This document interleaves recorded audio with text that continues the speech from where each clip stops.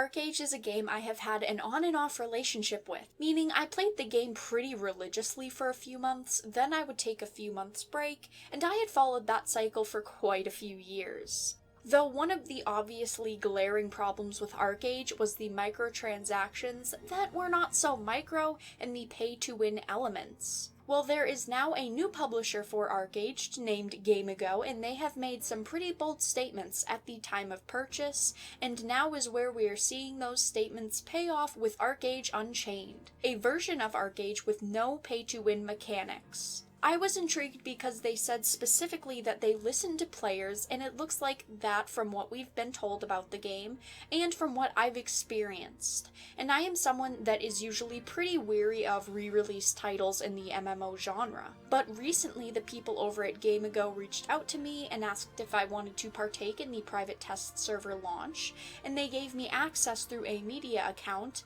and I am very excited to show off ArcheAge Unchained, and of course, even though I have access to an unlocked account, all of the opinions are my own. ArcheAge Unchained is the game that has been created over the years. All of the content created over the life of ArcheAge is available starting from day one, but it does not have any powerful premium content, so the game offers everyone an equal playing field, so that every type of player, whether you are competitive or casual, can enjoy the experience of the game. Now, if you do not know what ArcheAge is at all, it is a damn good game at its core. It is an MMORPG which was released in Korea in 2013 and released in North America in 2014. The game has some of the best naval combat in the genre, along with other unique systems like a criminal justice system where players run courts. It is a completely open world, sandbox fantasy game that features a mixture of PvP and PvE content, castle sieges, a very in-depth crafting system. This game has almost anything you could want in an MMORPG. Once loading into the game, you can obviously tell this one is one of beauty. It may not be as flawless as Black Desert Online, but I love exploring the beauty this game has to offer. As it is an open world title, there are no invisible barriers or load screens, so you can really have a fluid experience. There are no limits, which leads to some amazing screenshots, but also some very interesting PvP locations. The game consists of 3 continents, Harana to the east, Nuia to the west, and Auroria to the north, and the map in this game is actually larger than World of Warcraft's. Not by much, but the game technically is larger in content, which is a feat by itself. This game is massive. They really nailed naval combat in the game as well, and it is the best naval combat in the MMORPG genre in my opinion. With how much space the game provides you, there is just as much PvP action in the ocean as there is on the ground. And the class system in the game is pretty expansive as well.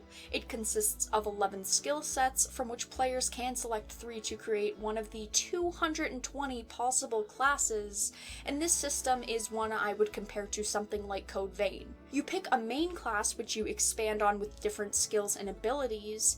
Even though they're different in a lot of ways, they're still very comparable.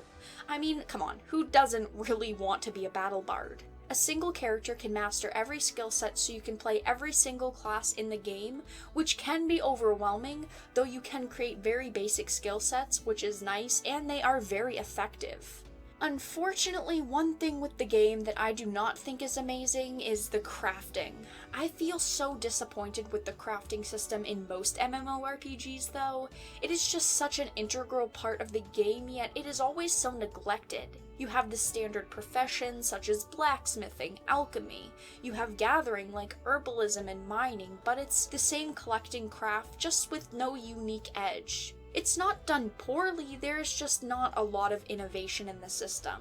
The game also offers real space player housing, so if you wanted a house, it could be done, but if you're on a very populated server, it could pose a problem in busy areas. You're always fighting over the little bit of space that there is, though it feels really rewarding when you actually place down a house. These are some of the most important parts of ArcheAge to me. I think that the real space player housing is something we do not see enough.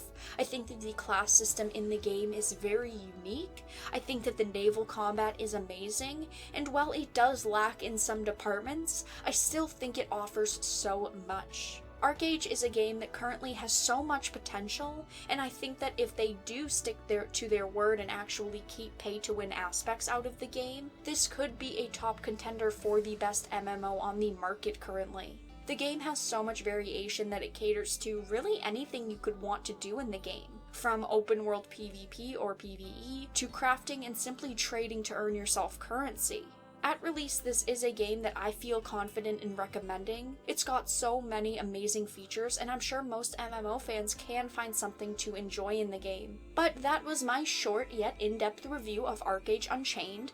Definitely give it a look if you are interested in this type of game. It is very promising, and I do hope that it does have a very good future with no pay-to-win mechanics and new and improved content. But that is all that I had to discuss today. If you enjoyed this video, please make sure to give it a like, and of course if you did not, make sure to give it a dislike. I appreciate your support either way, but I will talk to you all again in the next video really soon.